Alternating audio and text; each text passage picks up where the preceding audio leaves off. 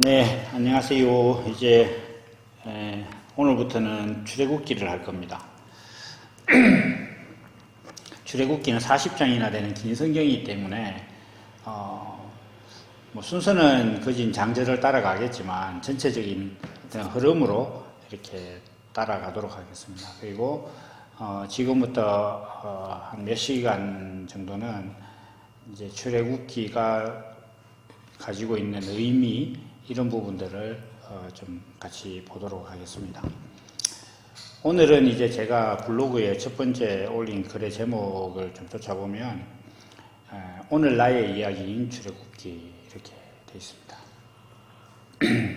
물론 이제 우리 성경을 보면 이제 창세기, 출애굽기, 뭐 레위기, 민수기 이렇게 되어 있는데 사실 그 성경 제목의 흐름이 신앙 여정의 흐름이라고 딱 단정하기 좀 어려운 부분들이 있습니다. 그리고 이제 성경이 각 성경이 가지고 있는 이제 전체적인 흐름 하나만 놓고 봐도 우리 구원의 여정을 이렇게 뭐 대부분 다루고 있는 어떤 그런 경우도 이제 많이 있죠. 근데 이제 창세기와 출애굽기는 굉장히 연관성이 있어서 창세기가 끝나고 출애굽기가 이렇게 시작됩니다. 우리 출애굽기는 뭐 말 그대로 출애굽입니다. 그러니까 이집트에서 탈출하는 거, 뭐 영어로는 엑소도스, 뭐 이렇게 하는 그런 성경입니다. 그러면 제가 이제 이 출애굽기에서 가지고 있는 가장 큰 의미는 뭐냐면 이 출애굽기 전반적인 흐름이 우리 구원의 여정이라는 겁니다. 그래서 우리가 가면서 많이 다루겠지만 이제 출애굽기는 이제 물을 크게 두 번 건너요. 처음에 홍해를 건너고 마지막에 요단강을 이제 건넙니다. 그래서 우리가 그걸 놓고 보면 우리 구원의 여정도 하나님을 알지 못하는 상태에서 세상의 규칙과 세상의 가치를 쫓아서 살다가 율법적인 신앙생활을 하는 시기가 누구나 있습니다. 그 기간의 길이는 사람마다 다르고 또 어떤 사람은 뭐 스치듯 지나갈 수도 있습니다. 흔치는 않겠지만 그러나 이제 율법적인 신앙생활을 하는 기간이 있습니다. 그 사이에 경계가 이제 홍해입니다. 애굽에서 광야로 넘어가는 거죠. 그런 경계가 있고 또 이제 광야에서 가나안 땅으로 이렇게 갑니다. 큰 대목을 보면 애굽에서 광야로 가는 것은 세상에 종살이를 하고 있던 그런 삶에서 하나님의 말씀을 지켜야만 살 수 있다는 강박에 가까운 관념을 가진 삶으로 전환되는 겁니다. 그래서 우리 광야 생활을 대표하는 가장 큰 이벤트는 뭐냐면 구름 기둥과 불 기둥입니다. 구름 기둥과 불 기둥은 뭐냐면 이스라엘 백성이 장막을 치고 있다가 낮에는 구름 기둥이 이제 이렇게 피어올라서 이스라엘 장막 위에 이렇게 구름이 쳐져요. 그래서 성경에 그렇게 돼 있죠. 왜냐면 이게 뭐 사막 같은 광야니까 햇빛을 피할 곳이 없는데 구름이 이렇게 멈췄으면 이스라엘 백성들은 그 밑에 지나치고 있는 거예요. 그러다가 이제 구름이 슬슬 움직이면 그걸 따라가는 겁니다. 장막을 긋고 다시 이제 어깨에 메고 이렇게 또 이동을 하고 그러다가 또 구름이 서면 또 그 밑에 이제 장막을 다시 짓고 또 그러다가 밤이 되면 추우니까 하나님께서 이제 불기둥을 보냈다 그랬습니다. 불기둥이 이렇게 딱 있으면 그 온기로 사람들이 그 옆에 또 이제 장막을 치고 있다가 이 불기둥이 또 밤에 만약에 움직이면 이제 이스라엘 백성들이 또 장막을 긋고 또 쫓아가는 거예요. 그러니까 광야 생활은 한마디로 어떤 신호가 있으면 가고 신호가 멈추면 서는 거예요. 그래서 우리가 예수님이 오시기 전에 세례 요한을 설명할 때 광야에서 외치는 자의 소리다 이렇게 얘기했어요. 그러니까 음파는 똑같은데 말과 소리는 다른 게 말은 의미가 있고 소리는 그냥 신호예요. 저희 뭐 100m 달리기 앞에서 총을 빵 쏠 때 그 소리가 출발해라 하는 신호죠. 그것처럼 구름 기둥과 불 기둥도 이제 그런 겁니다. 그리고 이제 이 신호가 가지고 있는 의미는 뭐냐 하면 이렇게 해야만 한다는 어떤 강제성이 있어요. 그래서 지금 우리 기독교인들이 가지고 있는 여러 가지 신앙의 모습에서 이런 거 있잖아요. 목사님 이거 할까요? 또 뭐 기도원에 가서 기도 영빨 있는 사람들 뭐 권사님 찾아가서 권사님 이거 할까요? 우리 애가 뭐 의대 가는 게 좋을까요? 법대 가는 게 좋을까요? 뭐 요즘 시세는 무조건 의대지만 그런 얘기를 하는 거예요. 그러면 그 상대 목사나 뭐 영빨 있다고 자기가 인정한 사람이 이렇게 해라라면 그렇게 하려고 노력을 해요. 이게 뭐냐면 구름 기둥과 불 기둥이 움직인 그 신호 같은 삶이에요. 이런 신앙생활이 광야의 신앙생활이에요. 그리고 나서 이스라엘 백성이 요단강을 딱 건너가면 그때부터는 구름 기둥과 불 기둥이 없어집니다. 없어지면서 하나님께서 이스라엘 백성들한테 뭐라고 말씀하시느냐 하면은 네 가고 싶은 데 가라. 그리고 너가 가는데 네가 밟는 땅이 네게 될 거다. 네게 될 것이다. 이렇게 얘기를 합니다. 그러니까 신호 없이 자기 자유로 움직일 수 있는 그런 존재가 된 거죠. 그래서 이 여정이 우리 신앙에 있어서의 크게 3단계라고 볼 수 있습니다. 세상의 가치를 쫓다가 성경대로 해야만 되나 성경대로 행동을 하려고 노력하는 요 신앙이 있고, 그 다음에 자기가 거듭나면 자기 안에 본성이 있기 때문에 자기 자유로 하는 거예요. 그러니까 구름 기둥과 불 기둥이 보내주던 신호가 내 안에 생명이 되는 게 그리스도로 거듭난 거예요. 내 안에 구름 기둥과 불 기둥을 움직이시던 하나님의 뜻이 내 안에 본성이 된 거예요. 성령께서 인택해 하시는 그 생명이 내 안에 있는 거예요. 그럼 나는 그거대로 움직이면 돼. 그러니까 뭐 신호 같은 거 필요 없어. 목사님한테 가서 내가 뭐 대학원을 갈까요? 취업을 할까요? 어느 게 하나님의 뜻일까요? 이렇게 묻는 게 아니라 내가 어디에 가든지 내가 하나님의 뜻대로 사는 존재다. 내가 무엇을 하느냐의 문제가 아니라 나라는 존재가 하나님의 뜻대로 사는 존재냐 아니냐 이 문제로 바뀌는 거예요. 그런데 이걸 이제 3단계인데 사실 또 정확하게 놓고 보면 2단계예요. 무슨 의미냐 하면은 궁극적으로 우리는 구원을 받고 하나님께서 말씀하시는 대로 거듭난 존재가 돼 그리스도로 거듭난 존재가 돼야 되는데 그 존재가 되느냐 안 되느냐만 놓고 보면은 앞에 광야 생활이나 애국 생활은 가나안 땅이 아니라는 그런 측면에서는 둘 다 같은 거예요. 그러니까 우리 기독교인들이 세상의 가치를 안 쫓고 사는 것 같지만 사실 알고 보면 내막은 또 비슷한데 교회에 가서 교회가 시키는 대로 할까 말까. 이건 하면 되나 안 되나. 노래방 가는 게 죄냐 아니냐. 뭐 술 마시는 게 되냐 안 되냐. 뭐 교회 안에서 유행가를 부르면 되느냐 안 되느냐. 이런 식의 어떤 이분법적인 선택을 놓고 그 안에서 어느 거 하나를 해야 하나님의 뜻을 따르는 것이다 라는 신앙관을 갖고 있는 것은 한마디로 복음 안에 있는 건 아니에요. 아직까지 광야에 있는 거죠. 광야에 있다는 건 뭡니까? 아직 가나안 땅에 못 들어갑니다. 젖과 꿀이 흐르는 땅에 들어가지 못했고 자기 안에 하나님과 동일한 마음을 가진 어떤 본성이 없는 거예요. 그러면 그건 엄격하게 말할 때 구원이라고 할 수 없는 겁니다. 근데 지금 제가 이렇게 우리 개인 신앙의 여정을 설명했던 이 과정이 출애굽기에 쭉 있는 겁니다. 출애굽기에서 이스라엘 백성들이 종살이를 하죠. 종살이를 하면서 거기서 나 이제 여기서 못 살아 이렇게 되니까 하나님께서 그러면 구원을 시켜주시는 거예요. 근데 제가 이제 다음 시간에 좀 뭐 집중적으로 하거나 아니면 이야기하다가 뭐 다 되면 오늘 다 할 텐데 그 두 번째 글로 이렇게 적어 놓고 지금 뭐 일주일 넘게 다듬고 있는 내용이 뭐냐 하면은 이스라엘 백성들이 애굽에서 종살이를 하게 됐을 때 하나님한테 젖과 꿀이 흐르는 땅으로 인도해 주십시오라고 간구한 게 아니에요. 우리가 이제 아마 출애굽기를 다룰 때 이런 것들을 좀 많이 생각을 안 해보는 것 같아요. 이스라엘 백성들이 구했던 건 뭐냐면 나 여기 종살이 이거 못하겠어. 이거였어요. 하나님 내 여기서 좀 구원해 주십시오. 이렇게 했어요. 그런데 이제 하나님께서 그래 그러면 내가 너희를 젖과 꿀이 흐르는 땅으로 인도해 줄게 이렇게 된 거예요. 이 얘기가 하나님 우리 종살이 하기 싫습니다 라고 했더니 그래 그러면 네 종 면피해 줄게 이게 아니고 그럼 너는 젖과 꿀이 흐르는 땅으로 데려가 주마.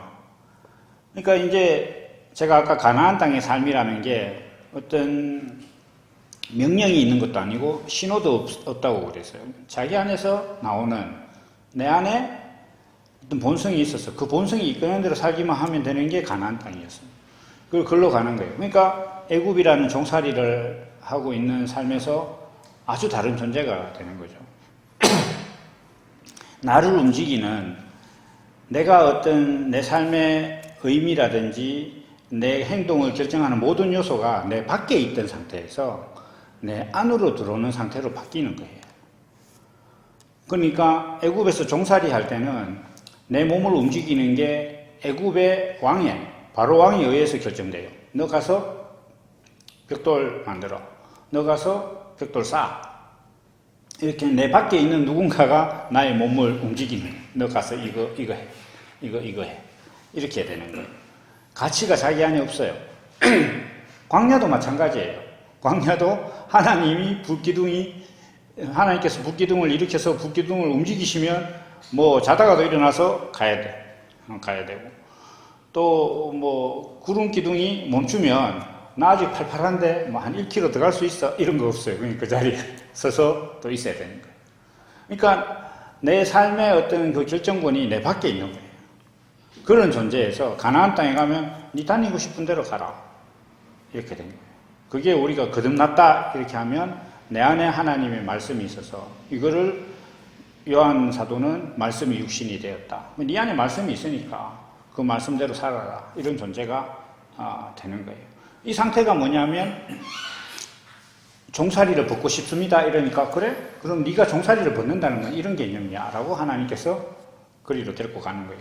그렇다면 어떻습니까? 내가 내 삶의 어떤 행위 결정이 내 밖에 있다. 그러면 아직 종살이 하고 있는 거예요.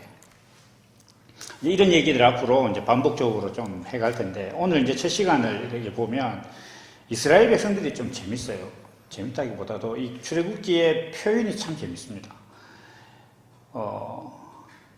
이스라엘 백성들이 수가 많아져서 바로 왕이 볼 때 이게 굉장히 골칫거리예요. 뭐 지금도 어떤 사람들은 뭐 미국이란 나라도 뭐 좀 지나면은 스페인어를 쓰게 될지 모른다. 뭐 멕시칸들은 애를 많이 낳는데 그 아메리칸들은 애를 그렇게 많이 안 낳는다. 뭐 이런 얘기들도 한단 말이에요. 그것처럼 이스라엘 백성이 애굽에 살 때도 애굽 사람들의 출산율하고 이제 이스라엘 백성들의 출산율이 너무 차이가 나니까 이제 이스라엘 백성들이 많아졌어요. 그래서 그걸 경계해서 종살이를 했는데 이게 저는 좀 재밌다고 봐요. 정치적으로 보면 아무리 종이라도 모여 있으면 별로 이게 통치자 입장에서 별로 좋지 않아요. 그러면 저라면 아마 각 집의 종으로 팔리도록 했을 것 같아요. 각 집에. 뭐 형태가 그랬는지는 모르겠는데 이 출애굽기는 어떻게 되어 있냐 하면은 애굽의 국고성을 쌓는데 동원했어요. 그러니까 애굽이라는 나라의 가치를 수호하는 성을 쌓는데 이스라엘 백성들이 동원이 됐어요. 그건 뭐냐면 하나님의 백성이 세상의 가치를 쫓고 있는 종살이를 하고 있다 이런 거예요. 세상의 가치를 공고히 하고 세상의 가치를 지키고 세상의 가치를 더 높이는 그런 성을 쌓는데 하나님의 백성인 이스라엘 백성이 거기 가서 시쳇말로 노가다를 하는데 신분마저 노예야. 시키는 대로 해야 되는. 이제 그러니까 이거는 어떤 얘기냐 하면 하나님의 백성이 세상의 가치를 쫓는다는 그 자체가 어떤 세상의 종이다라는 개념을 설명하는 거예요. 이스라엘 백성들이 그 애굽의 국고성을 쌓았다. 그럼 지금은 어떠냐? 지금도 기독교인들은 기도하고 신앙생활 열심히 해서 세상의 가치를 쌓아요. 기도 열심히 하고 헌금 많이 해서 세상에서 부자가 되려고 해요. 세상에서 부자가 된다는 건 세상의 가치를 더 높이는 거예요. 세상 가치를 공고히 하고 내가 국고성을 쌓는 그 모습이란 말이에요. 애굽의 국고성을 쌓는 것이나 기도해서 부자 되는 것이나 똑같은 종살이다 이 말이에요. 그 얘기를 지금 하고 있는 거예요. 그런데 이스라엘 백성들의 얘기는 뭐냐 하면은 이거 아니다라고 깨달았다는 거예요. 이거 아니다. 나 이래 살면 안 돼 라고 생각을 했다는 거예요. 그래서 이스라엘 백성들은 하나님한테 기도를 했어요. 간구했다는 거예요. 하나님 우리 이렇게 살면 안 됩니다 라고 얘기했더니 하나님께서 그럼 내가 너희들의 그 간구를 들었다 이렇게 3장인가 뭐 가면은 그 모세하고 대화할 때 그 얘기를 하나님께서 하시던 거예요. 너희 간구를 이제 들었다 이렇게 해요.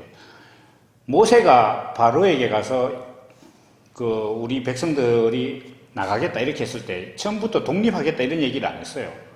우리가 여호와 하나님께 희생을 드리러 가야겠다 이렇게 얘기했다. 희생을. 그러니까 제사 드리러 가야 된다. 우리는 하나님을 섬겨야 된다 이렇게 얘기를 하니까 바로 입장에서는 야 너네들은 지금 세상의 가치를 쫓는 종이야 가지마 이렇게 됐단 말이에요. 이런 관계가 오늘 기독교인들의 신앙 안에 그대로 있어요.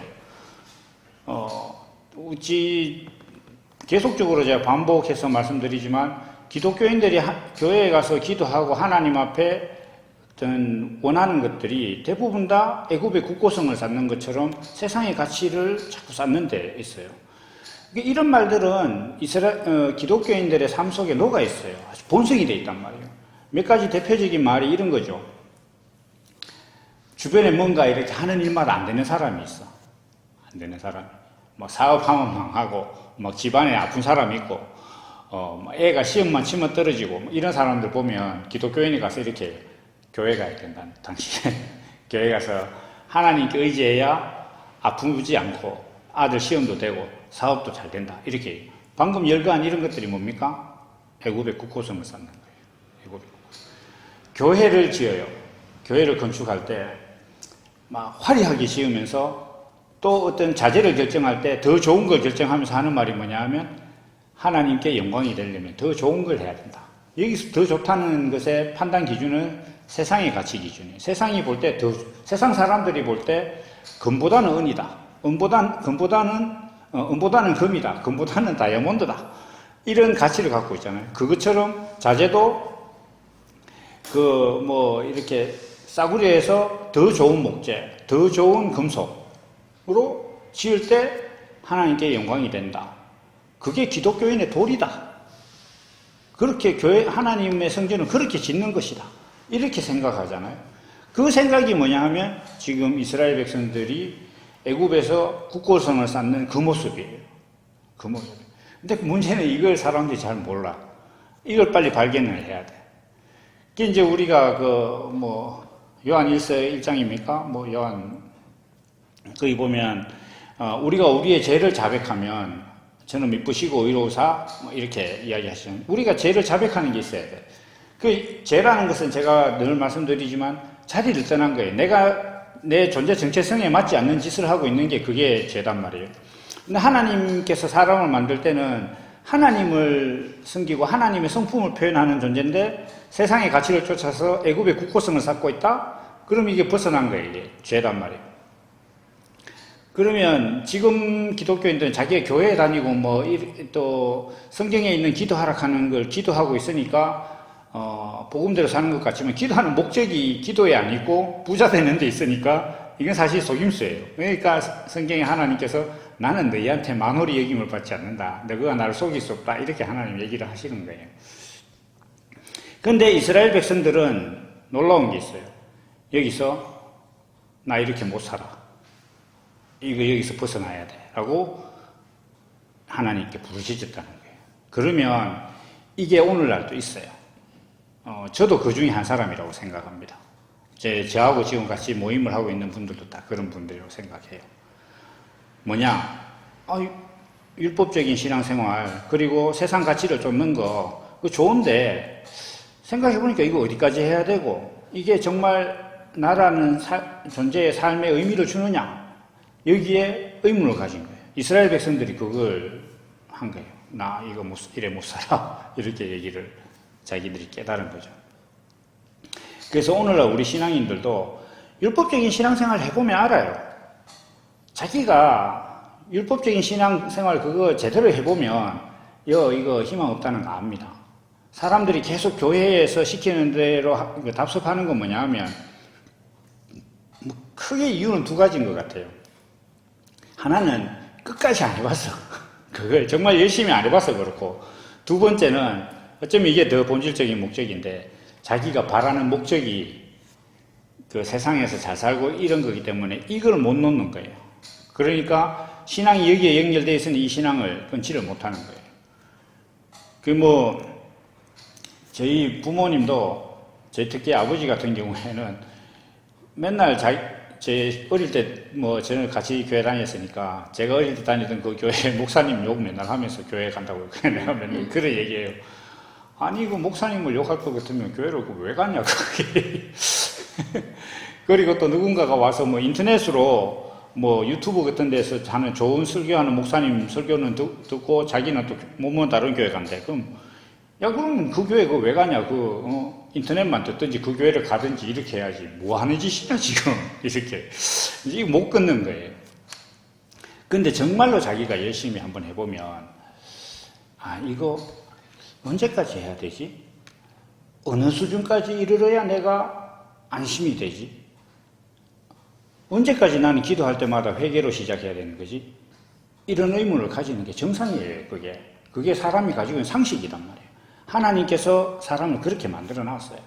근데 그런 상식들을 제시하면 사람들이 움찔해요, 기독교인들도. 저 주변에 있는 목사나 이런 친구들한테 이 얘기를 푹 찌르면 기분 엄청 나빠하면서도 좀 움찔한단 말이에요. 답도 못해요. 그런데 문제는 뭐냐 하면 이스라엘 백성들처럼 나 여기서 못 살아 이렇게 얘기를 못하는 거예요. 그런데 이 출애굽기는 그렇게 나 여기서 못 살겠다, 이렇게 못 산다, 내 하나님께서 나를 만드셨는데 내가 지금 애굽의 국고성이나 쌓고 앉아가지고 이렇게 인생을 허비할 수 없다 라고 깨달은 사람들이 구원까지 가는 여정을 기록한 책이에요, 출애굽기는. 놀랍죠, 사실은. 물론 가다가 이제 여러 사건들이 있는데 한 사건 안에서 또 신앙의 전체 여정이 들어있고 신앙 여정의 또 일부분을 상세하게 설명하고 이렇게 합니다. 그렇게 하는데 출애굽기라는 성경 전체를 놓고 봤을 때 이제 나는 세상에 종살이 못해. 이게 무슨 의미냐면 세상 가치를 쫓고 사는 거 이거 못하겠어. 그러니까 내가 힘에 붙여서 못한다기보다 이게 의미 없어 라고 깨달은 사람이 어떻게 하나님을 만나서 하나님이 약속한 젖과 꿀이 흐르는 땅, 내 마음대로 다녀도 되는 땅, 내 마음대로 살아도 되는, 그냥 내가 살 뿐인데 하나님 뜻대로 사는 그런 인생이 되는, 거기까지 가는 과정을 기록한 게 출애굽기입니다. 그래서 우리가 앞으로 여러 시간을 통해서 이 출애굽기를 함께 이야기해 보도록 하겠습니다. 감사합니다.